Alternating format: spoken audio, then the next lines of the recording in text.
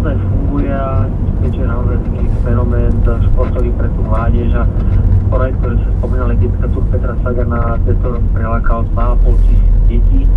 Keď vidíte deti, ako v tých dresoch, tých zelených dresoch sa snažia Petra napodobňovať, tak si poviem, že áno, toto je tá správna cesta. A my rôznymi motivačnými vecami, ako sú diplomy s pečený podpisom alebo niečím iným, verím, že deti motivujeme a máme taký slogan, že bicyklovať je zábava, presne tak ako čo bol Pečo sa vždy na bicykli zabával a to je to, prečo mu to tak ide. Nebyť Sagana, tak po Tour de France na Slovensku ani pes neštekne. To sú vaše slová zo začiatku leta.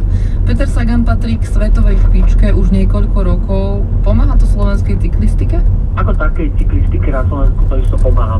Ja si pamätám v minulosti, že tých cyklistov mimo klubových cyklistov, ktorí jazdili tu v Žiline, by som mohol zrátať na prstoch jednej ruky. Dneska, keď sa preveznem na bicykli a budem behať, tak naozaj to sú stovky cyklistov a nie je to len tu v Žiline, ale po celom Slovensku.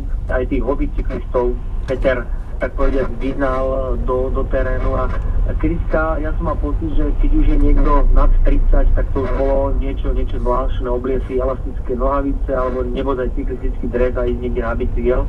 A dneska naozaj všetky vekové kategórie. Okrem toho, že to teda motivuje bežných ľudí, neprofesionálov, odráža sa to nejako aj na prístupe sponzorov? Máte v tomto smere napríklad nejaké čerstvé skúsenosti, že sú štedrejší? Tak všetci samozrejme spomínajú, že šport a sponzory na Slovensku je to akože veľmi zlé. Ja musím povedať, že prvýkrát mne sa stalo na detskej tur Petra Sagana a to naozaj bolo pre mňa veľké prekvapenie, že neprišiel som ja za sponzorom, ale sponzor prišiel za nami. Takže pre mňa to bolo naozaj po tých rokoch niečo nezvyčajné a veľmi príjemné. A čo politici? Tí sa radi vidia v blízkosti takých vynikajúcich športovcov? Prejavuje sa to aj na ich podpore cyklistiky, na dotáciách pre šport alebo na zákonoch? Tak my aj projekt detskej tur Petra Sagana je podporený ministerstvom školstva, takže po tejto stránke nás podporila aj štátna inštitúcia, takže toto je naozaj fajn.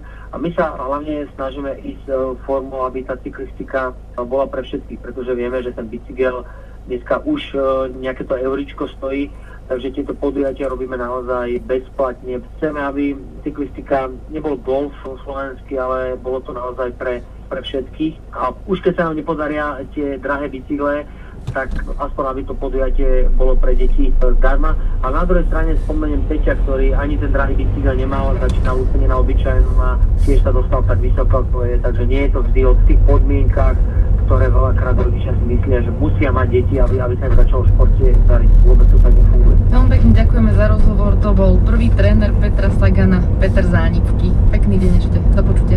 Ďakujem, pekný deň. Majte sa. Za pozornosť a priazeň ďakuje tým relácie K veci, dramaturg Boris Koreň, zvukový technik Jakub Gabriel a moderátorka Gabriela Kajtárová. Rádio Slovensko, K veci.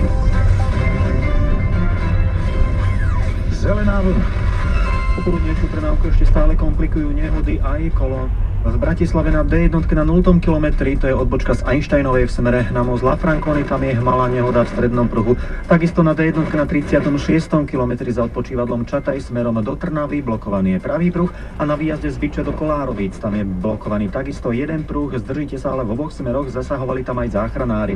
Na výjazde z Kremnice do Žiaru nad Hronom blokuje premávku pokazený odstavený kamión, je tam aj pracovisko cestárov, aj tam prejdete v jednom pruhu. V kolónach sa stále môžete zdržať v Bratislave na diaľničnom obchvate na úseku Zlatej Piesky až Prístavný most.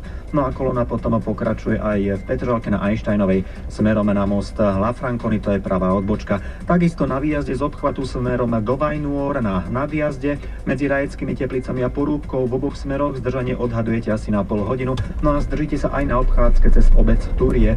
Ďalej na ceste číslo 18 pod Strečnou v smere z Martina do Žiliny, tam je dokonca aj odstavené auto. No a v Dolnom Kubíne v časti Kňažia v oboch smeroch pozor na rýchlosť za Livínou smerom do Nadlíc. Ľuboš Kasala, bezpečne a plynulo. Zelená vlna 0800 900 800. Rádio Slovensko. Historický úspech slovenskej cyklistiky, fenomenálny Peter Sagan vybojoval v Richmonde titul majstra sveta. Ján Kozák nominoval na dvojzápas s Bieloruskom a Luxemburskom aj Ďuricu s Vajsom. Šlágri hokejovej Tipsport ligy triumf Nitry nad Trenčínom. Príjemné počúvanie rozhlasového športu vám želajú Juraj Tima a Ľuboš Vaško.